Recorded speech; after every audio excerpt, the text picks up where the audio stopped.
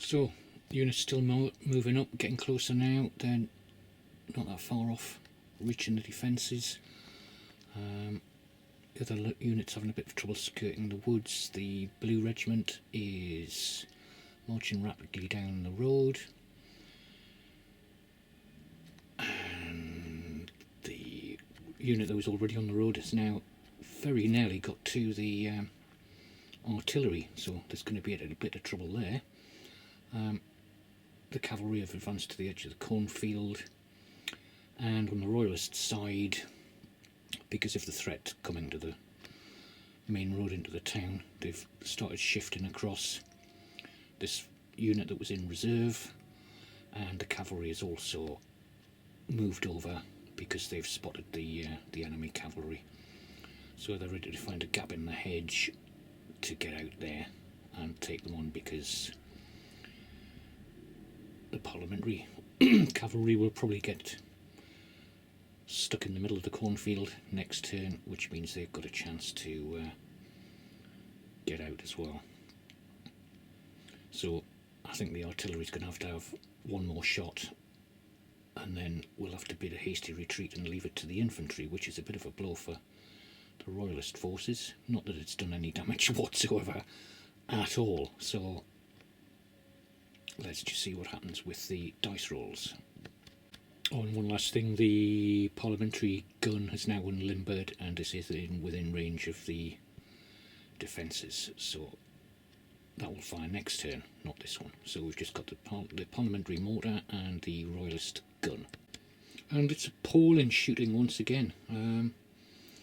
The royalist artillery has basically gone right over the heads of the advancing infantry, so after doing no damage whatsoever, while having its chance, it's now got to retreat and get out of the way. So, at the far end of the field, the Parliament cavalry have entered the cornfield and have lined up in line formation. The Royalist cavalry have managed to find some gaps in the hedge and are also managing to starting to line up in line formation.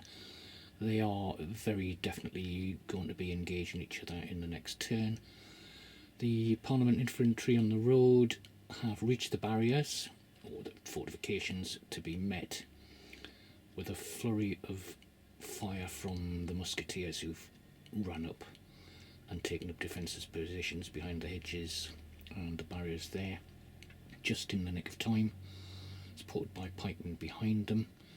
What will happen is that the musketeers will fire a volley and then a melee is going to start, which is why the parliamentary forces have peeled off 2 companies on this side of the road and another 2 companies on the other side of the road to get more men into action. As for the other units, they're still marching up, still got a bit of distance to cover, but the battle is going to start in earnest on this side of the table, as 2 units will soon be engaged. One already and another one soon, and the guys on the road are scurrying up quickly. So let's just do the fire for the mortar, and then next round the artillery that have just come up will be able to fire as well. Well, finally the mortar gunners have got their eye in. It's taken them enough time, but they get a 5 this time, which means that they inflict 1 casualty on the defenders. So I'm going to have to take 1 man off. Finally, the gunners have got some action.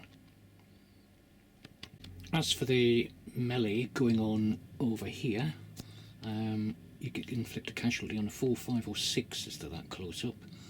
So even though the musketeers fired 5 shots, they only inflicted 1 casualty, whereas the pikemen rushed in with the pike and got another casualty back, so that's 1 each at the moment, even though they had a 5-to-1 advantage on the royalist side.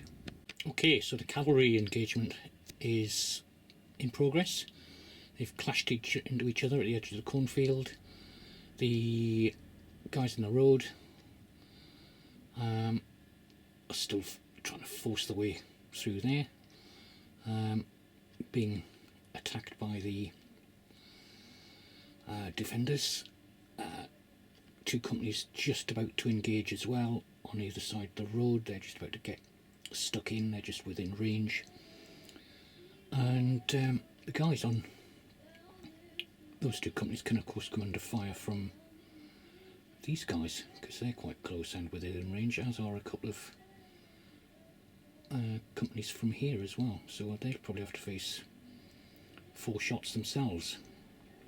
The rest of the units are pulling up there, about to go into line to take on these guys here. And the blue regiment is on the road and they're getting very close as well, as is this green regiment. So a couple of moves and they'll be engaged if they can get through the melee. So the cavalry melee, 4, 5 or 6 is a kill, and they've scored 2 each, so that's 2 horsemen off both sides have gone. So as for the melee in the centre of the field, Parliament again doing well, getting 1 hit, bearing in mind that the enemy are in cover, so they needed a 5 or a 6 this time.